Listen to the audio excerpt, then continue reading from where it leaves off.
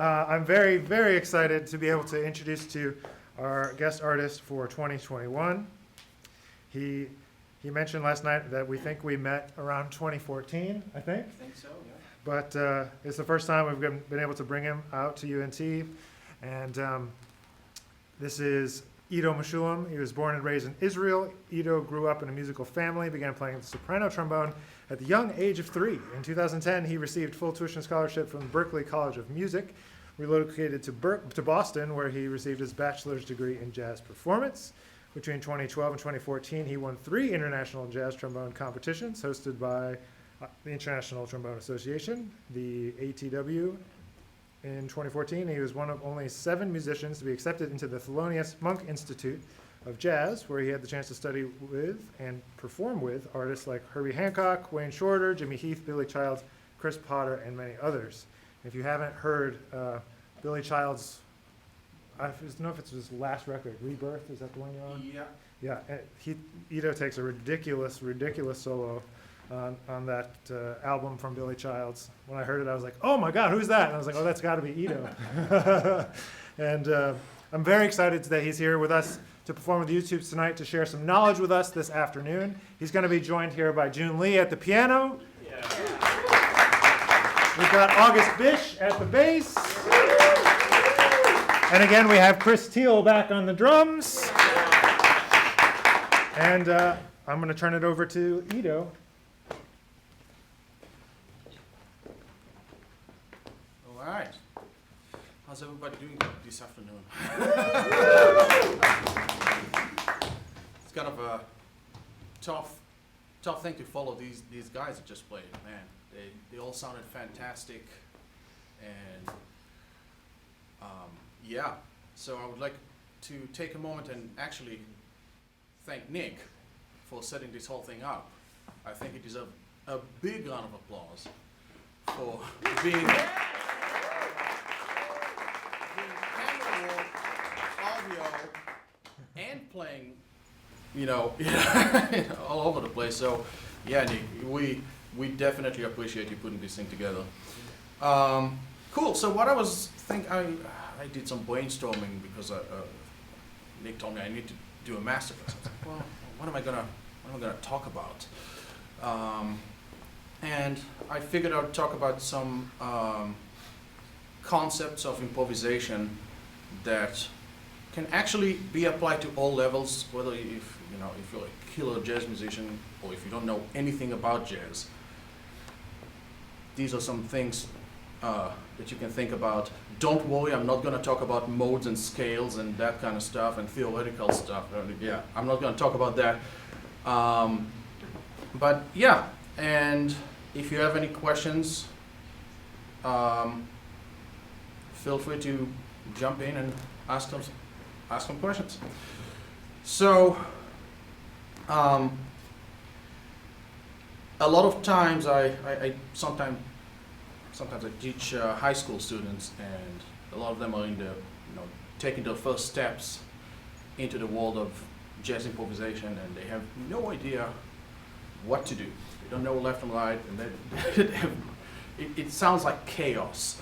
So the way I put it to them is, well, the first music that ever existed, the first instrument was a drum. And what we're doing to this day is enhancing rhythms. Basically what we're doing is playing rhythms with some notes on top of them. So what I always like to get going first is pocket. Time and pocket. So I have them do this thing on one note, which is also a great exercise to just shed your time feel and just come up with some random rhythms on one note. So we're going to be playing Ergen, and I'm going to demonstrate all these things as we go along. So I'm just going to play one note. I'm going to use an F and just see what I can come up with that. And then we'll take it from there. Okay. 1, 2, 1,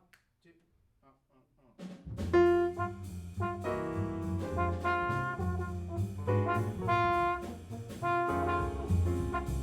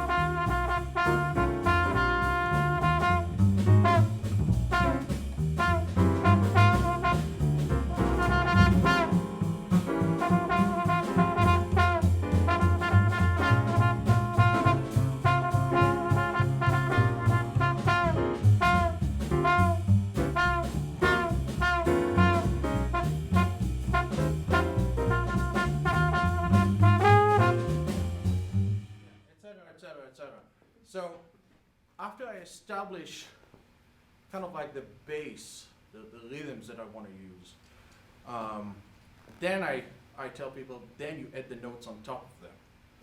A lot of time everything is, and I'm not worried about the changes here. I know that F doesn't work on everything all the way through, but that's fine.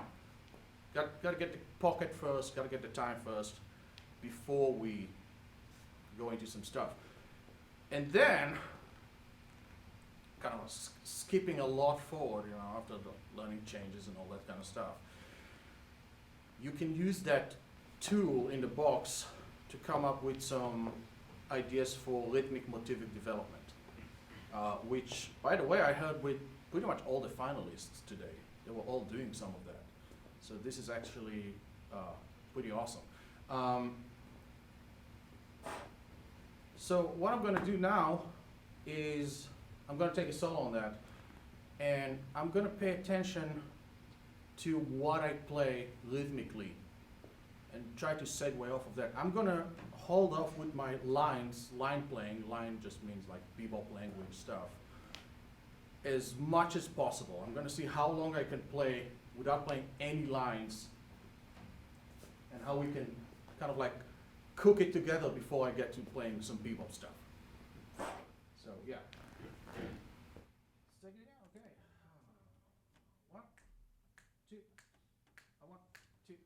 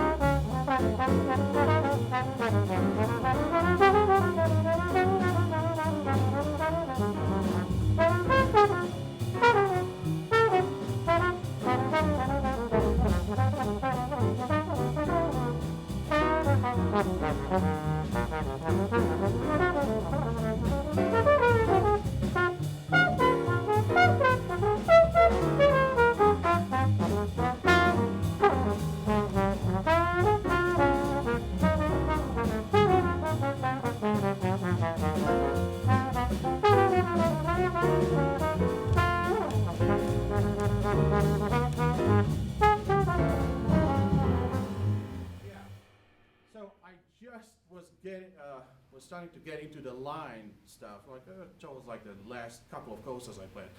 But before that, all of that was pretty much rhythmic stuff.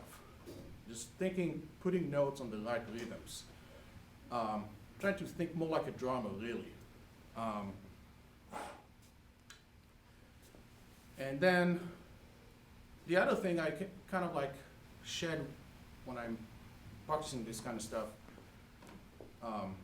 Because of course this by itself is a good start, but then you want to be getting into, playing for 5, 10, 15 minute solos, really stretching out. And sometimes you see these guys, especially Sonny Rollins himself, playing 15, 20 minute solos, and it's like, how the hell is he doing that? Like, how does it keep going on and on and on? He's not even getting tired of himself.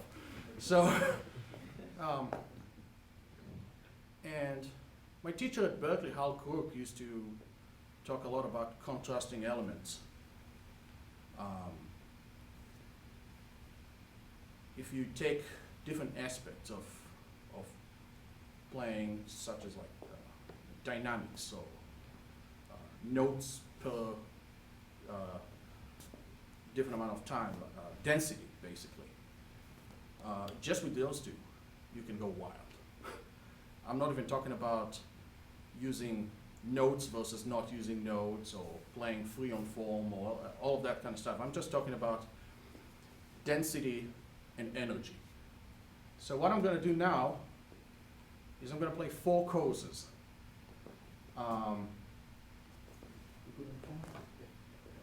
So I'm going to play 4 courses, and I'm going to start by playing low energy, low density. So I'm going to take a lot of time, play with a lot of space, at low energy, so pretty much piano. Then I'm going to go to high density, low energy. Then I'm going to go to high energy, high density, and then high energy, low density.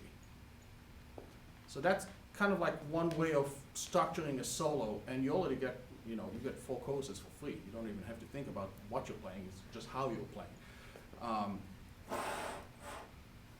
So yeah, let's check it out.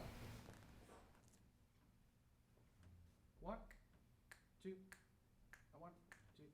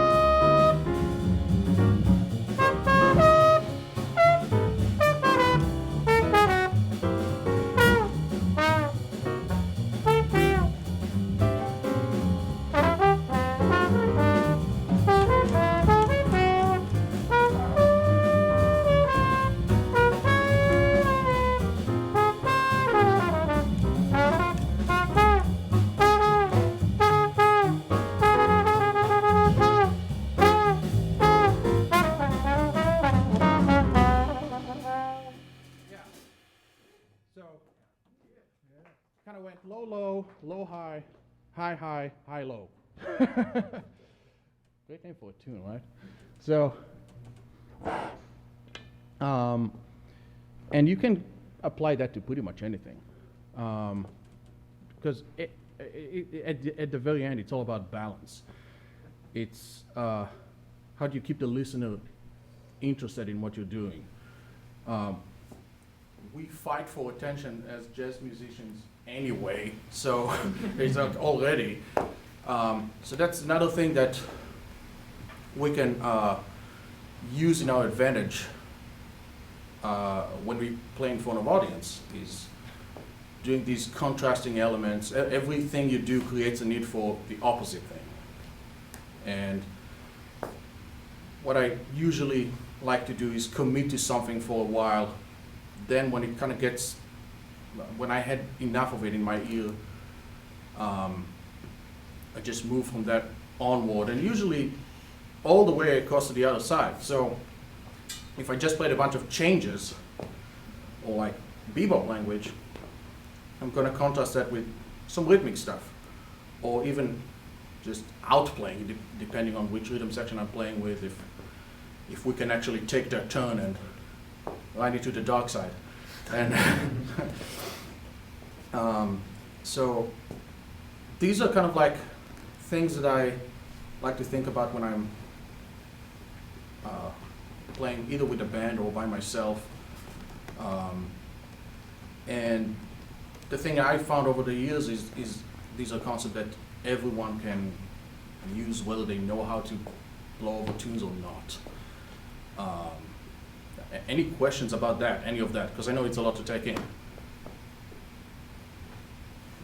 Yeah, I love that. I have a question, and I've asked, we've talked about it, like me and Jack before, because he's won a lot of competitions. But Yeah. as somebody who has also won like a lot of competitions, how do you apply this mindset to a recording session where you're the person playing the melody, the outro melody, and the solo? And how do you think about that in a way of crafting a solo for maybe you have to play a certain amount of choruses or a certain set of like that?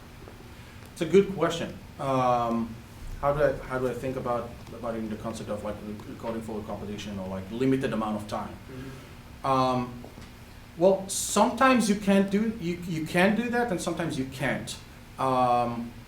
Obviously, if you're playing in a big band and you have 16 bars of glory, yeah, you're not going to be doing any of that. You're just going to go out and play all 16 bars as musically and as appropriate for the situation as possible, and be done with it.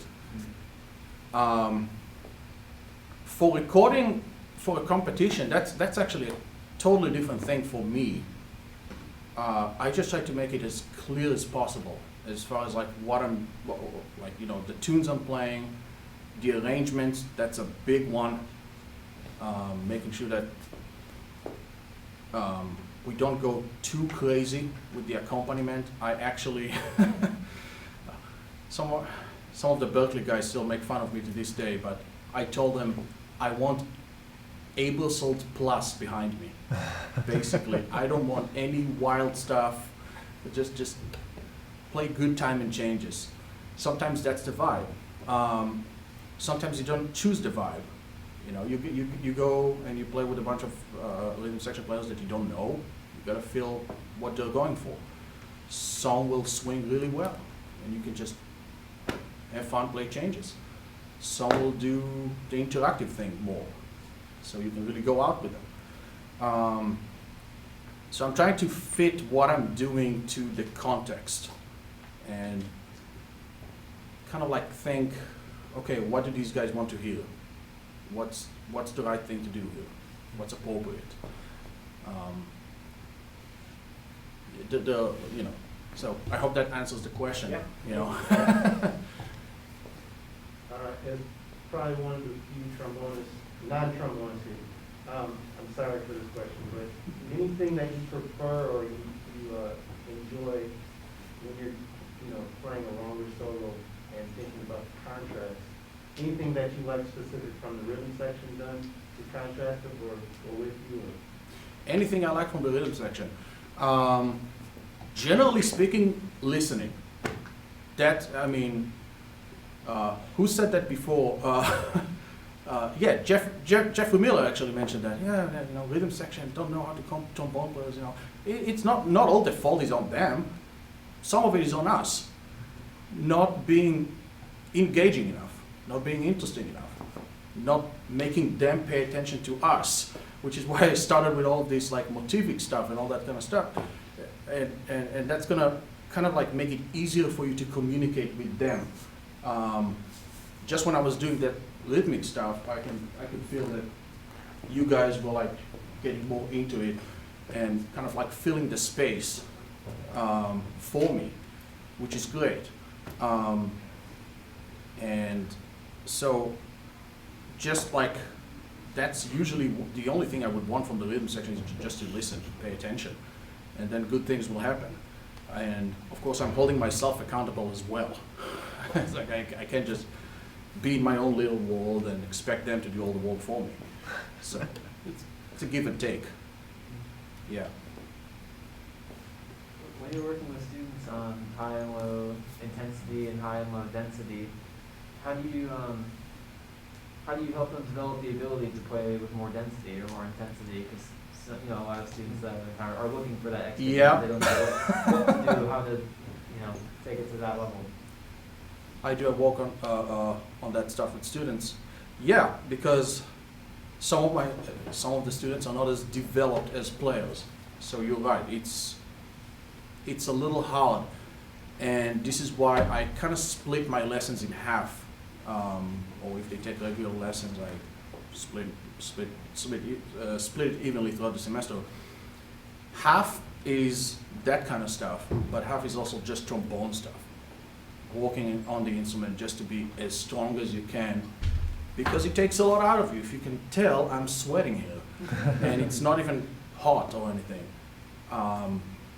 It takes a lot out of you to play that thing. And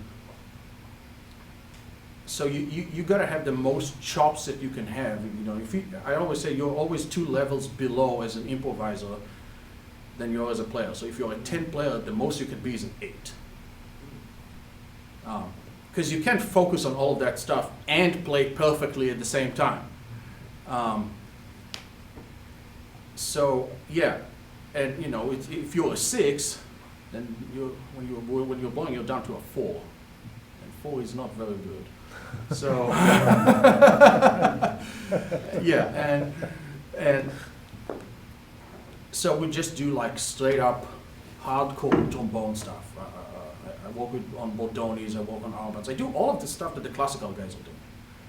I mean, I pay my dues, and I expect everyone else to do so too, you know, as well. So,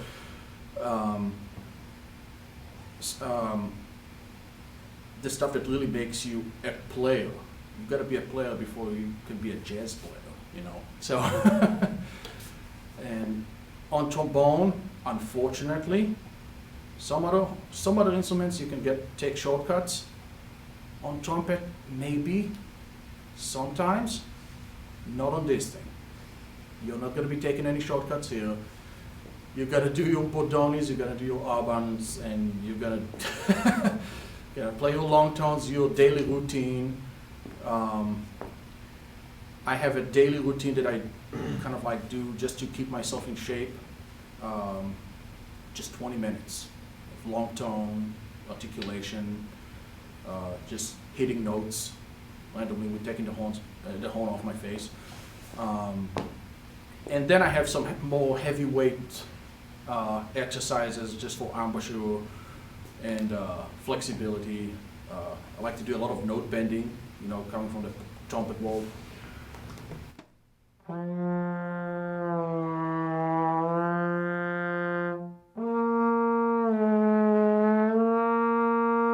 Just to get everything nice and centered.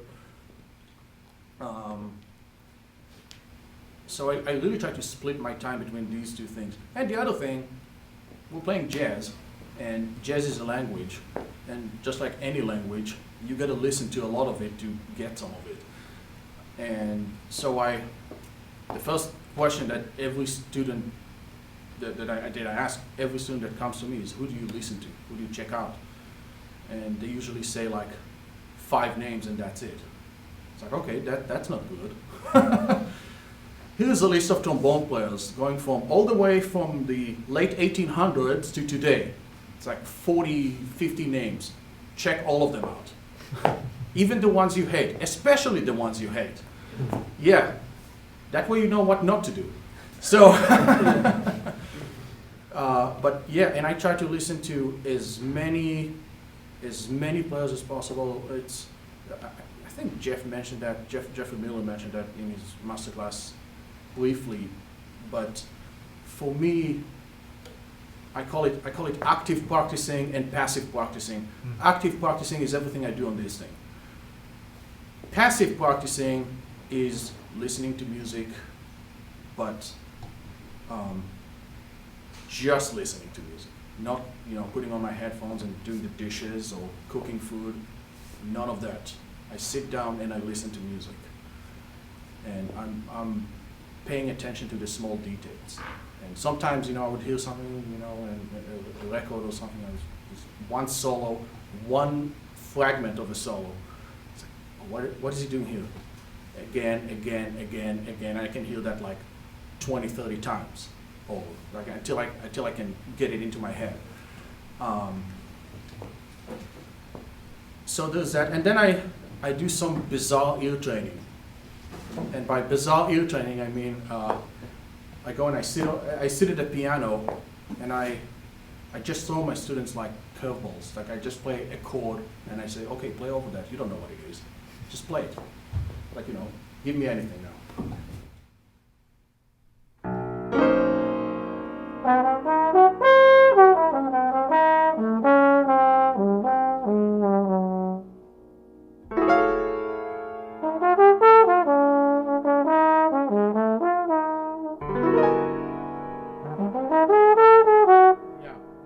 So he's kicking my ass now. I never do that. I'd play like a D flat minor 7 flat 5 or something. But this is actually good. I like it. I should do more of that.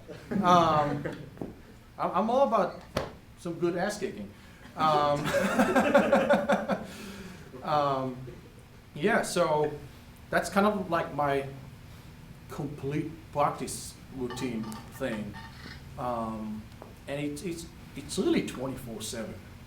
It's like you never go away from it. I mean, we don't really take vacations, right? Yeah. Anything else? I have one here. Yes. How do you work on your originality / coming up with musical ideas that you can then develop with those contrasting elements? Okay, that's a good question. Sometimes it's just stuff I play on the fly. I pick like a fragment of something I just play. If I go, yeah, let's just play the tune again and see what happens. 1, 2, Here's one.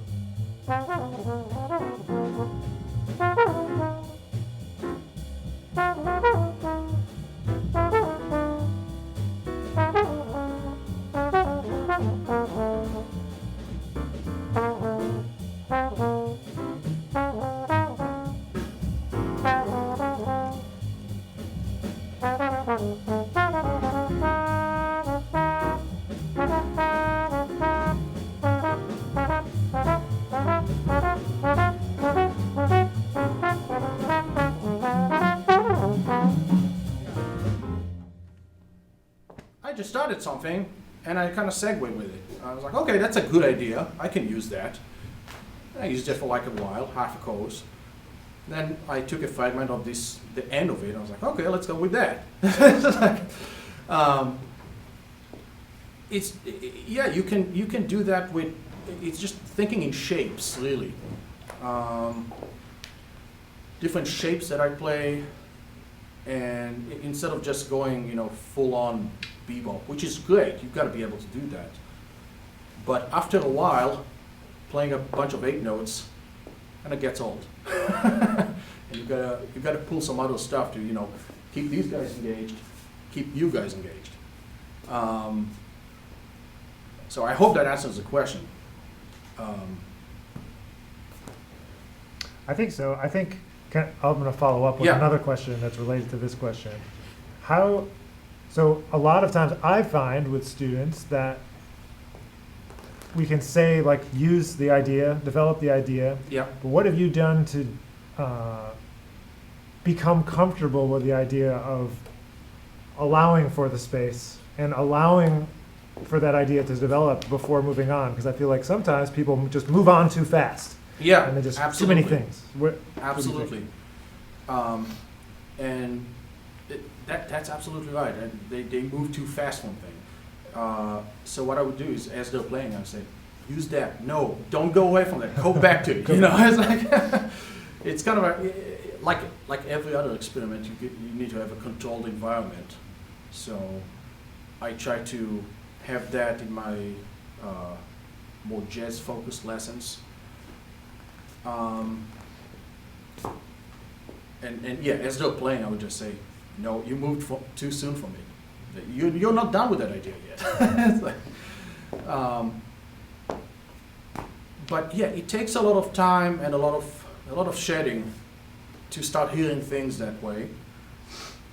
But at the end of the day, it's all about listening. There's no like theoretical knowledge here.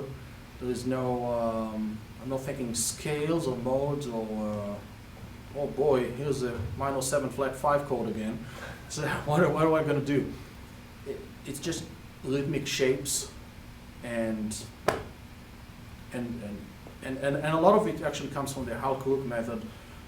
You kind of like play a fragment and then you repeat it and then you just move it, you just displace it, and then you stretch it, and then you start playing with it. So sometimes I would put like a beat, so if I just give me a swing beat, yeah.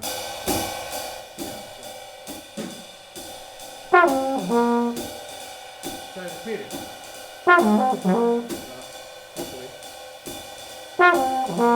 Get it in my head. Displace it.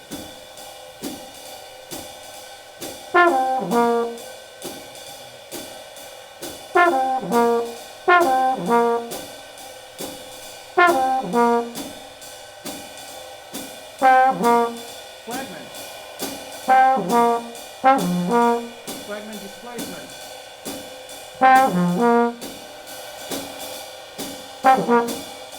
Yeah. Etc. etc. So yeah, you can just do that with a click, and it's completely free. I'm not playing any tunes. Just doing that, and I've done that for a while before I started doing it on tunes, and eventually started using it, and yeah.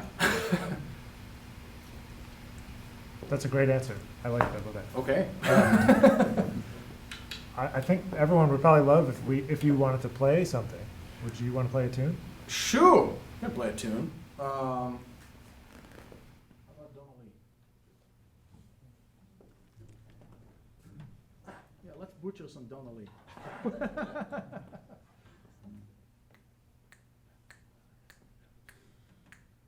1, 2, 1, 2.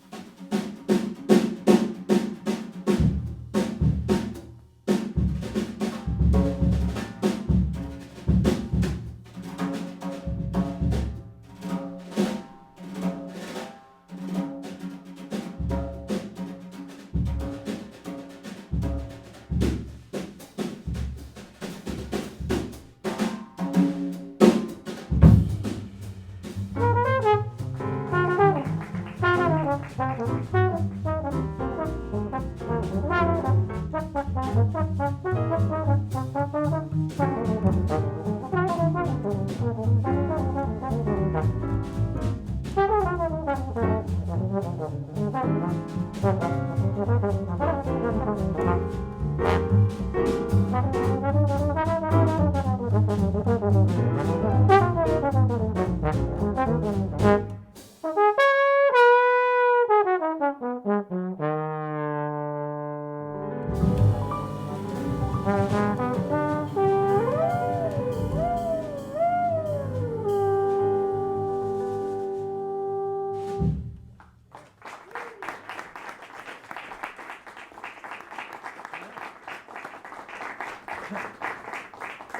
these guys are having some of that. I like it, yeah.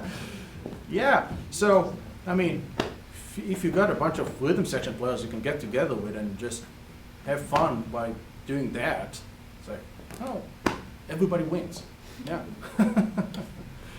Cool, so, I have a question here. Yes. Is that cool? Brian asks, have you ever played in New York? And if so, what would you say are the differences between New York and LA scene, especially jazz-wise? woo! Straight in. Wow, okay. What are the differences between New York and LA scene-wise? I haven't really played in New York. I haven't really spent any time there. I spent one weekend and I played one gig at a very remote club with no audience. There was literally nobody there. So I can't really say too much about the New York scene. LA is very interesting because you kind of fall into place and it changes from your depending on your skill set and the things you do better or worse. Not everyone is going for, you know, being a studio musician or, you know, sitting in the studios all day recording movies. A lot of other people just play live gigs. There's of course a whole bunch of other stuff that is not even jazz that we have to do to make a living. You know, musicals, weddings, corporate events. So, but yeah, I mean the scene is interesting because sometimes there's overlap between different musicians. You see a lot of, you know, you can spend a week seeing the same faces and then you can spend a week seeing completely new faces all around you. And everything is kind of, I mean, everything today is chaotic. There's no, yeah, but anything you can, it's a big city and anyone that lives in a big city, whatever they want to do, they can do it. If you want to play avant-garde, sure, you can find avant-garde scene in LA. In fact, I played a gig, what was it, a month ago, a couple of weeks ago, and I played 2 sets of completely free music. Just got together 4 musicians. The club's owner, he's a big jazz fan, and he grabbed us aside and he said, "Can you guys play free tonight? Like completely free. I don't want any music written. You know, I just want to see what you can come up with." Okay, so we set a timer for 40 minutes, and we played for 40 minutes straight till the timer ran out. And then we did it again for the second set. And then, yeah, then we opened our eyes and the club was empty. And I wonder what happened. But yeah, you want avant-garde, you got it. You want to play straight ahead, you got it too. I actually started getting more trad gigs, just, you know, playing that kind of stuff, which I love doing. I mean, this is the history, you know. It's like, this is where everything started. And you can do all of that and more, and then blast some pedal Fs in the studios. You know? Who doesn't like that? So, yeah. So, but really, every big city you go to, you're gonna have a chance to do whatever it is you want. So, whether it's New York or LA or anything in between. Other questions? Folks here? Yeah, Got a question. So you talked a little bit about like a lot of different corners and styles of the jazz world, and I'm just wondering, are there any, like, either genres or just types of tunes that you're called upon to play that make you uncomfortable? If you find yourself in someone's band or in someone's session sometime where you have to play a certain way and you're like, oh, that's, certain genres that makes me uncomfortable. yeah, what makes your heart beat faster? Um, when you have to do it? So I try to not have any of that. Obviously, one of my goals is to feel comfortable in anything I do. I don't. I felt uncomfortable enough in my life that I don't want to feel that way again. So, but of course, if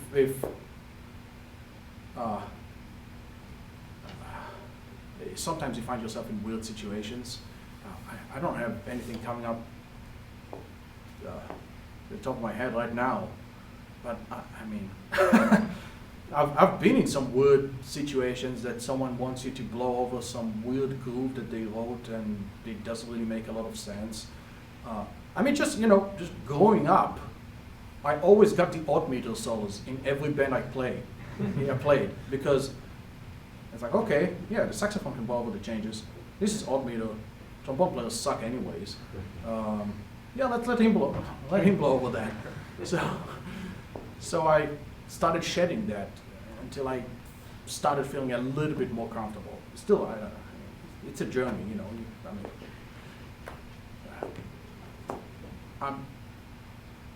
Yeah. So I don't think of any weird genres. Luckily, I don't do a lot of that weird stuff.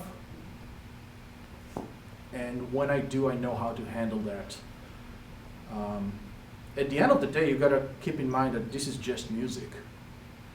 You know, we're not doing open heart surgery. It's not complicated, it's just music. It's just pay attention to what's going on around you and lock onto that. If you lock onto that, you're probably gonna be okay, stylistically wise. Yeah, so I hope that makes sense. Yeah, what do you do off the horn and off of kind of music that brings balance to your life but also affects your playing? Excellent question.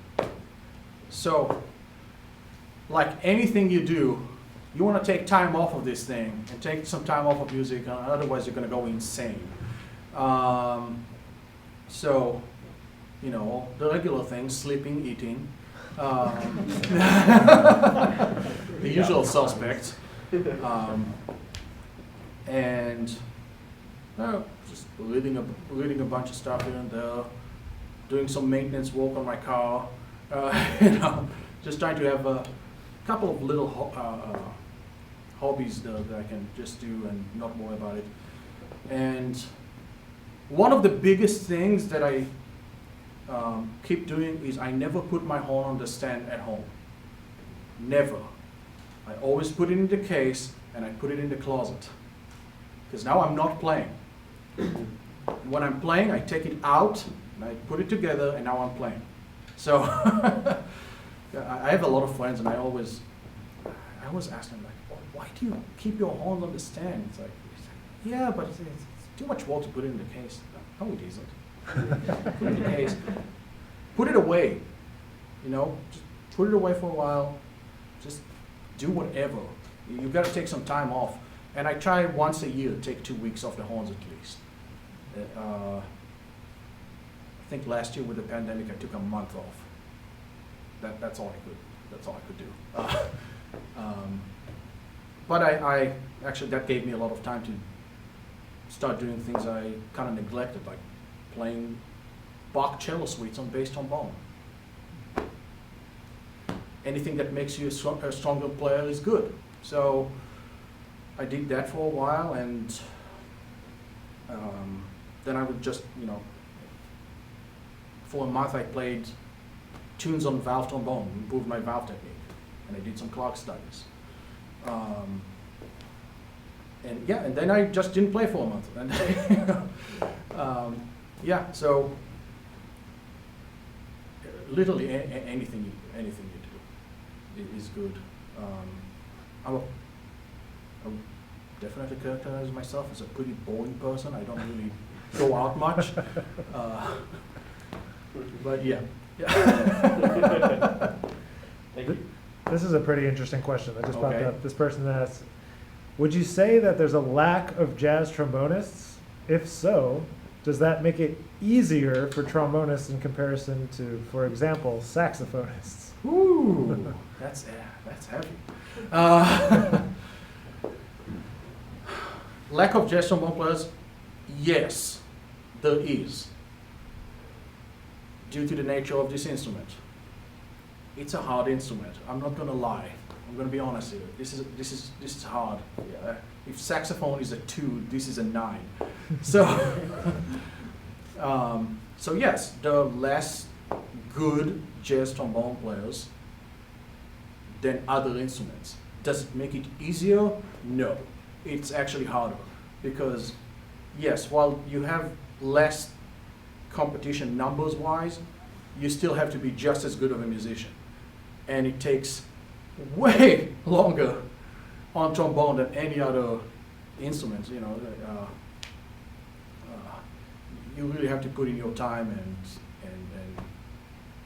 have the discipline and the will. I mean, you gotta want to do it. So That's true. which kind of like legally makes you insane, I guess, in some states. Awesome. Yeah. Any other questions for Ido right now? Excellent. How about a big hand for our rhythm section? Chris Teal on the drums, August Chris on the bass, Finzer on the piano.